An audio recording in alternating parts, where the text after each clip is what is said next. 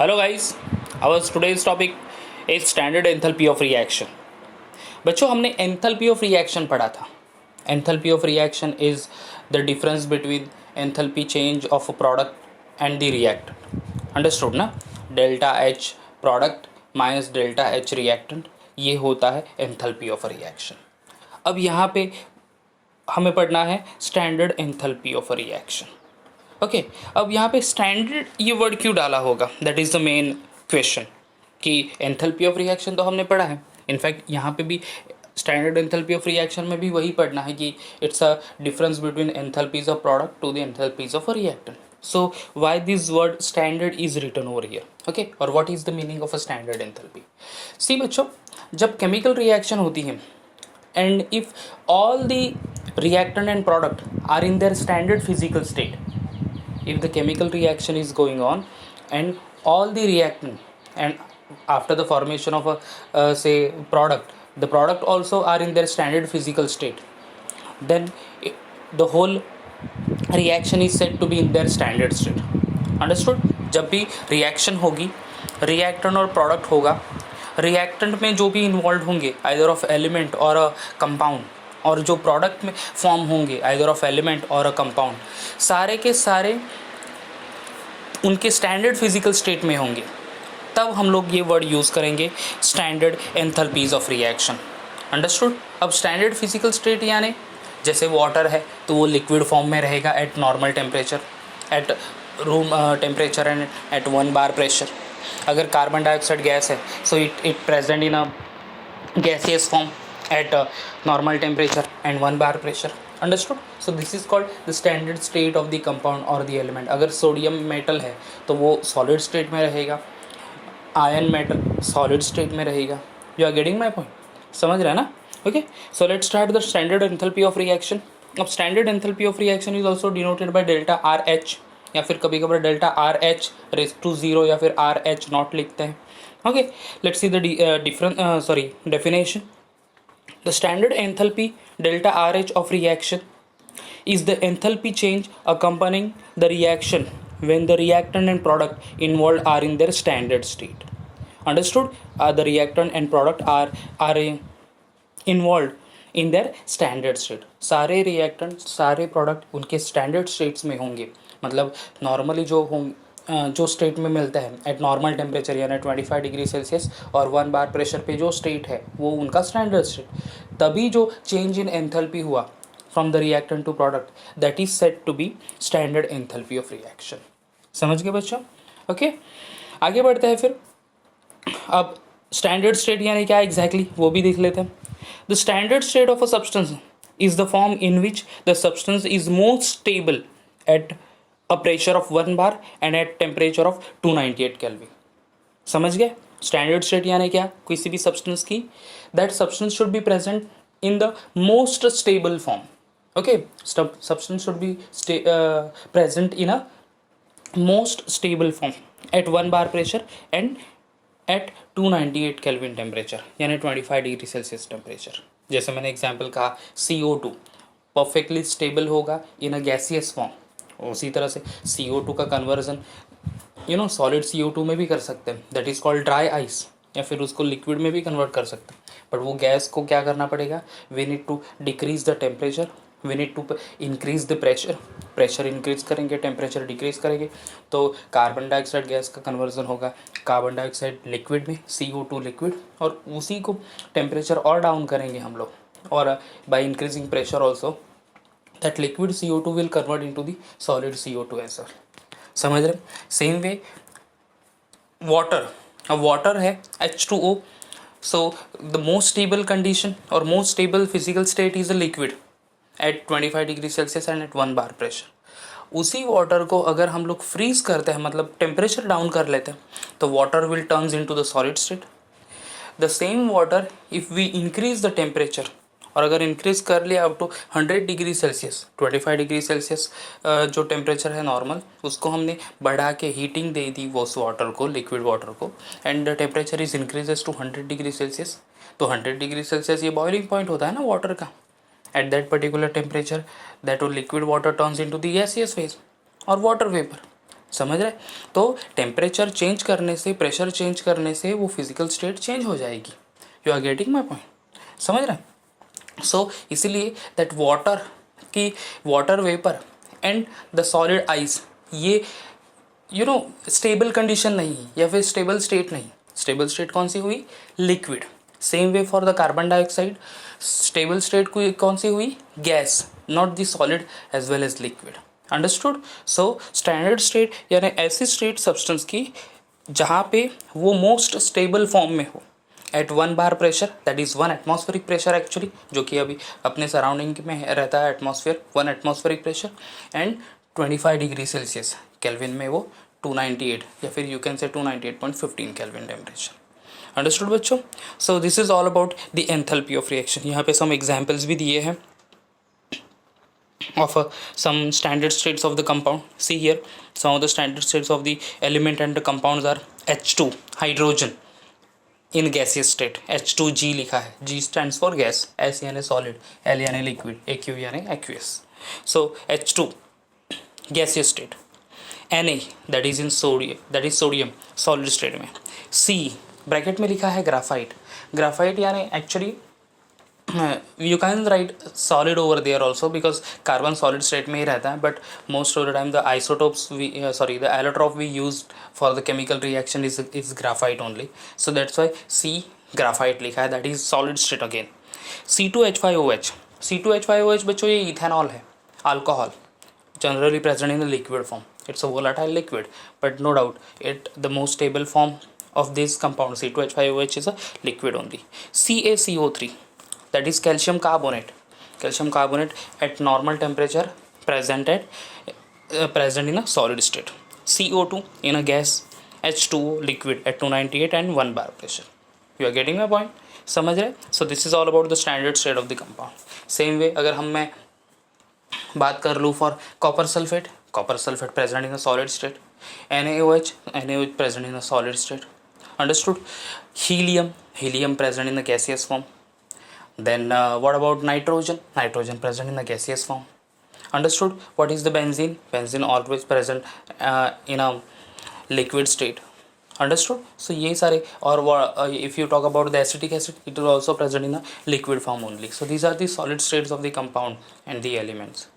Okay बच्चों, so what is the standard enthalpy of a reaction? Standard enthalpy of reaction means when the enthalpy change takes place when all the reactant and the product are in their standard state. सारे reactant सारे product उनके standard state में होंगे, उसको कहेंगे standard enthalpy of reaction, written as same actually delta R H या फिर delta R H naught raise to 0 लिखते हैं, that is delta R H naught. Okay guys, चलते हैं फिर आगे वाले टॉपिक पे, that is standard enthalpy of formation. अब इसी से बेस है, स्टैंडर्ड एंथैल्पी ऑफ रिएक्शन के ऊपर से ही दो टॉपिक है, that is standard enthalpy of formation and standard enthalpy of combustion. So we'll see that the two terms also. Start करते हैं with the standard enthalpy of formation. Standard enthalpy of formation को कैसे लिखते हैं? Delta F H nought. Understood? Delta F H nought. See standard enthalpy of reaction आ गया, enthalpy of reaction, so delta के बाद आर लिखना है, small R and then capital H. Understood? अब उसकी टाइप्स एक्चुअली कह सकते हैं हम लोग, standard enthalpy of formation is one of the type of standard enthalpy of reaction, जहाँ पे उसको कैसे लिखते हैं? Delta F, F stands for formation, कोई भी कंपाउंड फॉर्म हुआ तब, एंड कंबशन आ गया तो सी लिखेंगे वहाँ पे बॉटम में, हाँ, डेल्टा के बाद सी लिखेंगे. Okay, standard enthalpy of formation delta F H not. See the definition. The standard enthalpy of formation of a compound is the enthalpy change that accompanies a reaction in which 1 mole of a pure compound in its standard state is formed from its element in their standard states. Understood? समझे ये क्या है standard enthalpy of formation? It is the enthalpy change that takes place when 1 mole of a pure compound. Understood बच्चों? Pure, the compound should be completely pure. So 1 mole of a pure compound should be formed in their standard state, not say in different states. जैसे as I take again the example of water, so it should be formed in a liquid form only. If we talk about CO2, तो वो form होना चाहिए gaseous form में ही। यानी जब भी reaction होगी तो सारे whatever number of moles of product form होगा वो सारा फिजिकल स्टेट उसके स्टैंडर्ड स्टेट में होगा। एंड ऑल्सो जो रिएक्टेंट यूज हुआ है to forms that particular compound that also present in the solid state. तब हम लोग उस कंपाउंड के फॉर्म होने से whatever change in enthalpy हुआ that is said to be standard enthalpy of formation. Understood? Okay, let's see again. The standard enthalpy of formation of a compound is the enthalpy change that accompanies enthalpy change which accompanies a reaction in which 1 mole of a pure compound in their standard state is formed। 1 mole pure compound उसके standard state में form होगा from its element or compound in their standard state। this is said to be enthalpy of formation। simply बच्चों enthalpy of formation के लिए हमें देखो enthalpy of formation actually it's a type of enthalpy of reaction only, correct. तो फिर यहाँ पे same ही सेम मेथड होगा to find out the enthalpy of formation, enthalpies of product minus enthalpies of reactant. But one thing we need to remember, enthalpy of formation यानी हम लोग more and more concentrate करेंगे actually on a product where कितना moles of product form हुआ और वो standard state में है या नहीं। Let's see the example first। see here H2 in a gaseous form, hydrogen gas form में होता है, plus 1/2 O2 in a gaseous form, it forms H2O in a liquid form। Okay, enthalpy of formation delta FH0। अब देखो यहाँ पे enthalpy of formation लिखा है, अब फॉर्म क्या हो रहा है H2O, यानी ये हो गया enthalpy of formation of H2O। बच्चों ये बहुत ही इम्पॉर्टेंटली हमने नोट करना है कि क्या एग्जैक्टली दी है, कौन से टाइप की एंथैल्पी या फिर कौन से टाइप की एंथैल्पी दी है, whether it is enthalpy of combustion और enthalpy of formation.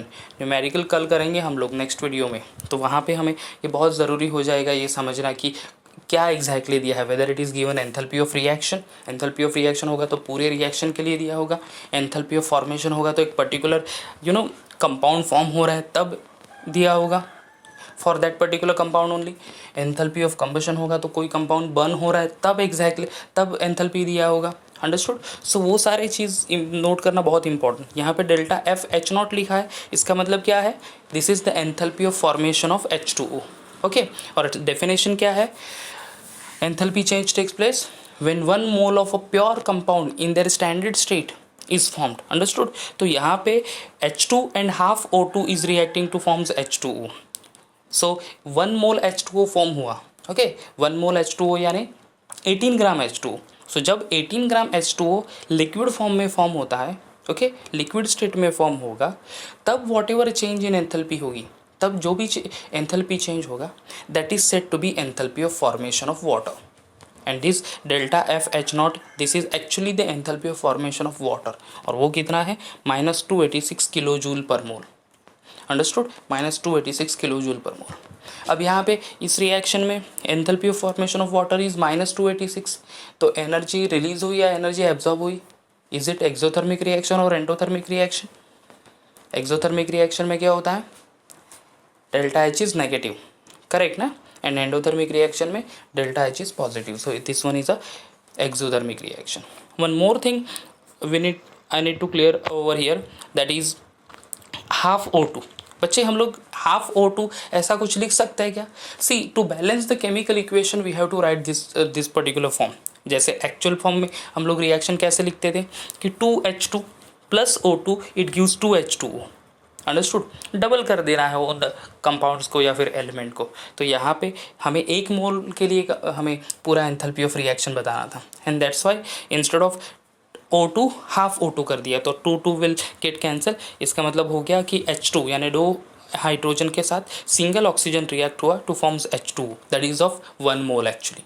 So to represent the 1 mole and enthalpy change होता है for 1 mole of a substance ना, तो इसीलिए हमने हाफ O2 लिखा है। ओके, अदरवाइज अगर नॉर्मल रिएक्शन लिखते H2 I mean 2H2 plus O2 gives 2H2, double कर देते to balance the equation, 2H2 plus O2 gives 2H2, तो डेल्टा FH0 क्या करना पड़ता है 286 इंटू 2 यानी 2 टाइम्स लिखना पड़ता हमें, क्योंकि 2 मोल्स ऑफ H2O फॉर्म हुआ ना। You are getting my point? But as the enthalpy change is only explain for 1 mole of a substance.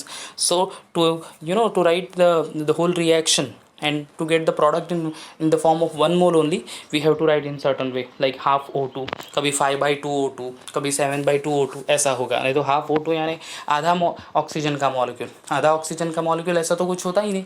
इसका मतलब क्या है, इन अदर वर्ड हम लोग बोल सकते हैं आधा हाफ ऑक्सीजन का मॉलिक्यूल यानी 1 ऑक्सीजन एटम. अंडरस्टूड ना, क्योंकि ऑक्सीजन में तो ऑक्सीजन गैस में 2 ऑक्सीजन एटम्स है. सो हाफ O2 का मतलब in short, in other way we can say a single oxygen atom, because single oxygen तो एटमॉस्फेयर में होता नहीं. ऑक्सीजन तो होता है actually in the form of oxygen gas molecule. Understood. तो इसीलिए वो ऑक्सीजन तो नहीं लिख सकते, तो हाफ O2 लिख दिया है. हाँ, so this is the simple general way to express the enthalpies of any kind of reaction. Understood.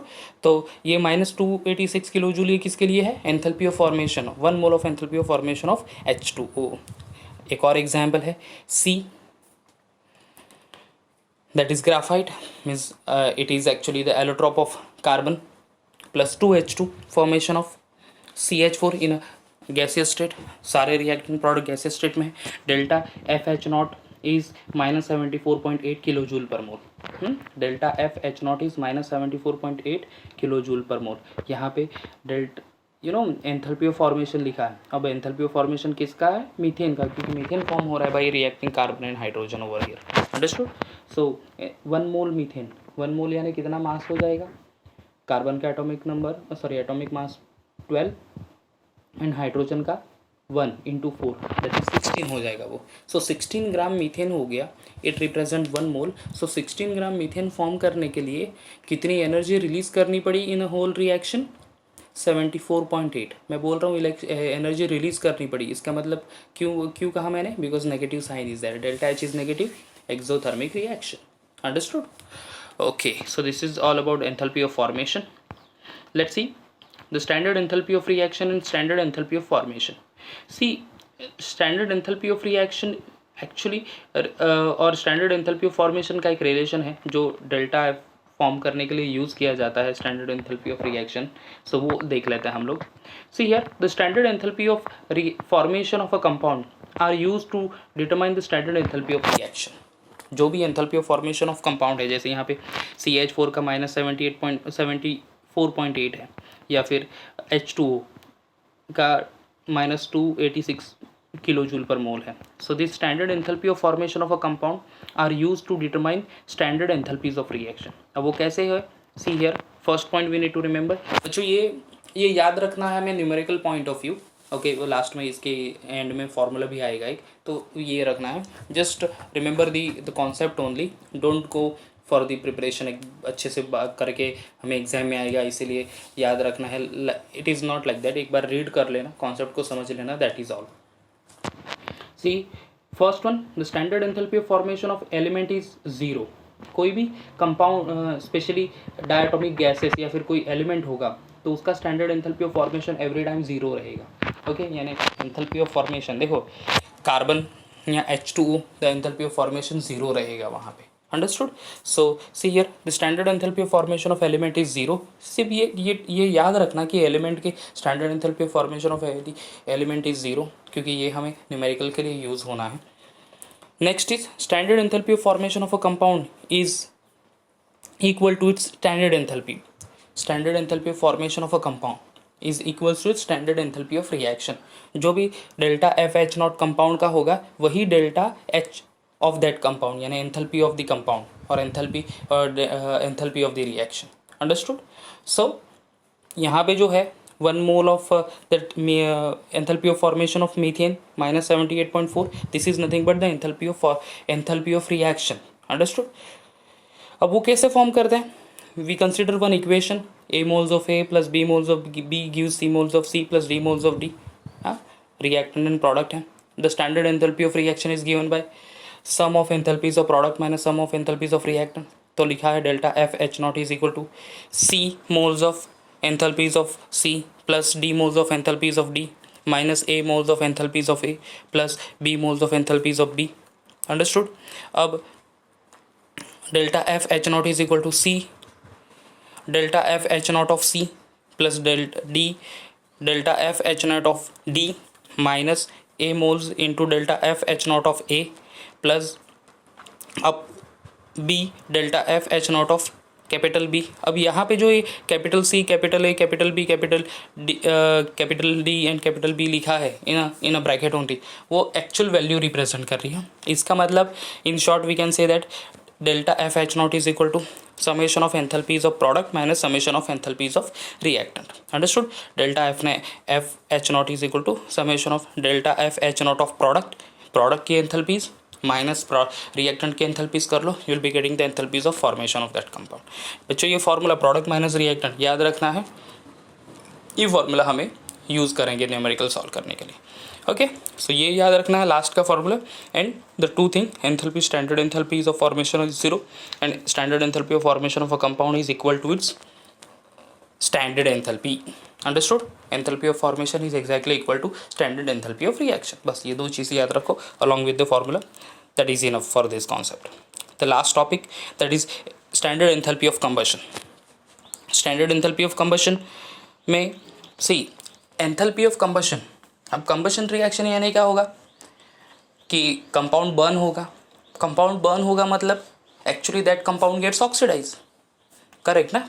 अगर हम लोग कोई कुछ चीज़ जला रहे हैं, इसका मतलब क्या होगा कि कुछ भी चीज़ जलाएंगे तो it will actually help with the by the oxygen gas, यानी उस कंपाउंड का ऑक्सीडेशन हो रहा है क्योंकि ऑक्सीजन ऐड हो रहा है। जैसे हम लोग कार्बन को बर्न करेंगे तो इट फॉर्म्स कार्बन डाइऑक्साइड और कार्बन मोनोऑक्साइड गैस। अगर हाइड्रोजन को बर्न करेंगे it forms hydrogen H2O, that is oxide form of hydrogen. Understood? So in short it is simply the oxidation reaction, burning process यानी, correct. तो अगर एक मोल substance completely burn हो गया and whatever product form over there, that is said to be enthalpy of combustion. See here, enthalpy of combustion is denoted as delta C H naught. The standard enthalpy of combustion of a substance is the standard enthalpy change accompanying a reaction in which 1 mole of a substance in its standard state is completely oxidized. Understood? One enthalpy change takes place when 1 mole of a substance in its standard state is completely oxidized. Completely oxidized यानी क्या? Completely burn. Because burning process is a oxidation process, because in burning process compound or element do combine with the oxygen. आपने lower class में practical किया होगा magnesium, burning of magnesium ribbon. So magnesium को burn करता है तो क्या होता है? फॉर्मेशन ऑफ मैग्नीशियम ऑक्साइड ना। So oxides of magnesium form over there, oxidation हो गया उस मैग्नीशियम का और दूसरा कंपाउंड बन गया, like that only. See the reaction here, C2H2, this is C2H2 ethene gas है ये, प्लस 5/2O2। बच्चों देखो यहाँ पे 5/2O2 आया यानी 2.5 O2। अब 2.5 ऑक्सीजन एटम तो रिएक्ट नहीं होगा ना, अंडरस्टूड ना। And to represent this compound in a 1 mole only, we have to write 5/2O2. So there is a formation of 2 CO2 plus H2O in a liquid form. Delta H FH naught is कितना है? delta C H naught होना चाहिए, please correct it. हाँ, delta C H naught is -1300 kilojoule पर मोल। Understood? Enthalpy of combustion for this reaction is -1300 kilojoule. Okay, so enthalpy of formation, enthalpy of combustion same है only. जहाँ पे enthalpies of combustion हो जाएगा कि कोई compound burn हुआ तब, एंड एंथैल्पी ऑफ फॉर्मेशन यानी जब भी रिएक्शन हो गई और कंपाउंड फॉर्म हुआ तब change in enthalpy. Understood? So guys हमने यहाँ पे पढ़ लिया है enthalpy, standard enthalpy of reaction, enthalpies of formation and finally enthalpies of combustion. ये अच्छे से देख लेना, फॉर्मूला क्या है? Delta H is equal to enthalpies of product minus enthalpies of reactant, वो भी याद रखना है। In the next video will go for numerical. Thank you.